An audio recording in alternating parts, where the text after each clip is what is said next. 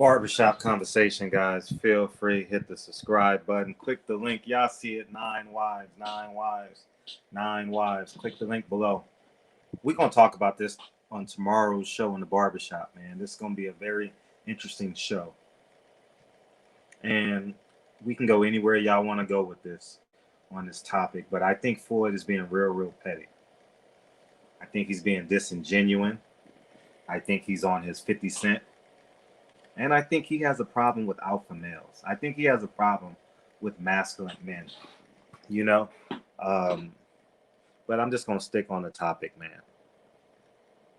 Mark Breland is a nice, I can attest to Mark Breland being a nice man. I've never been in the gym with him in terms of training.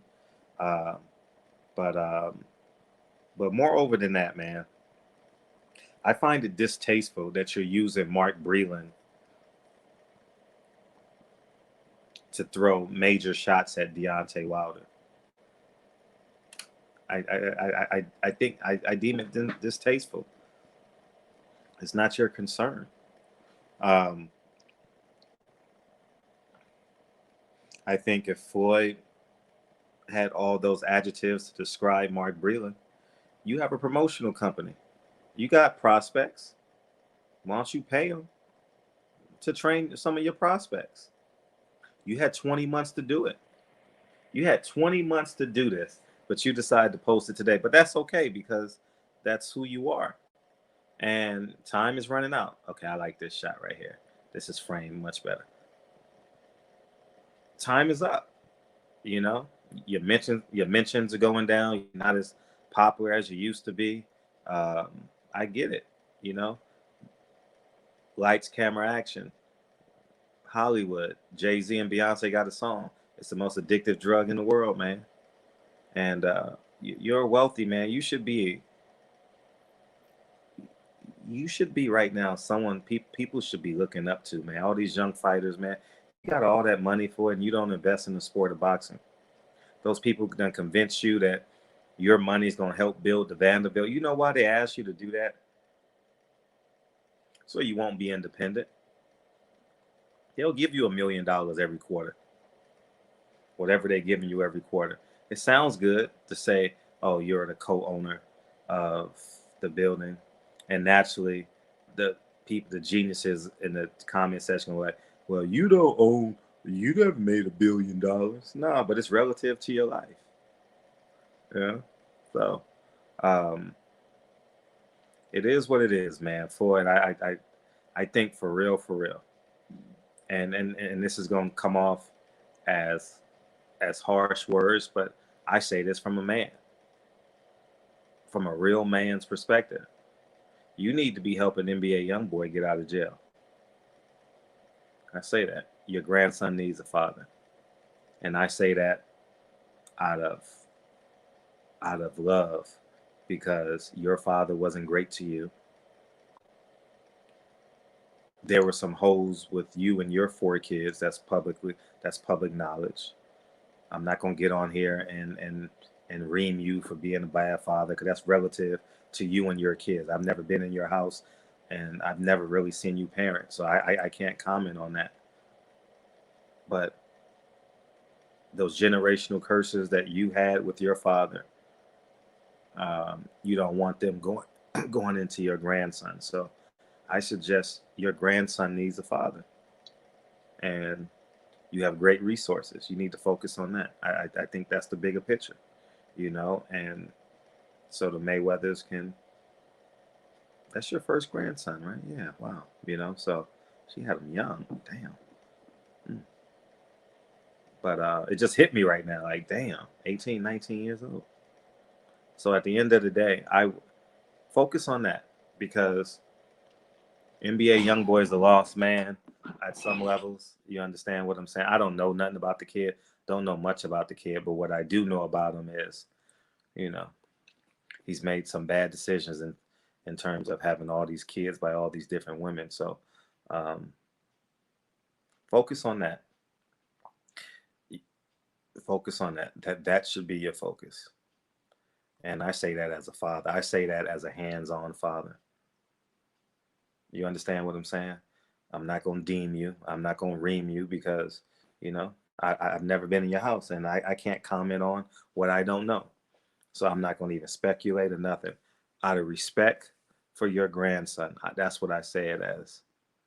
Focus on helping NBA young boy get out of jail if he didn't commit the crime. I don't know the specs of his crime or what he did. I have no idea what he did.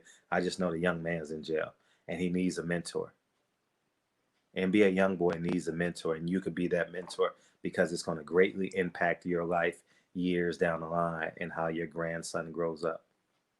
You know, like that same compound interest that you brag about in your bank account is the same compound interest of negativity and lack of fatherhood that can grow in your grandchild.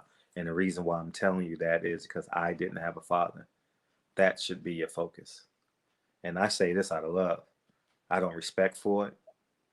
I think Floyd values money over integrity, but your grandson is probably one, and I don't want him to endure the pains that I had. And I know I'm speaking real straight because I think it's important that we talk straight to people. You know, the pains that I had, and I know I'm using Floyd. I'm speaking to all y'all. You know, go get your child. It's very, very important.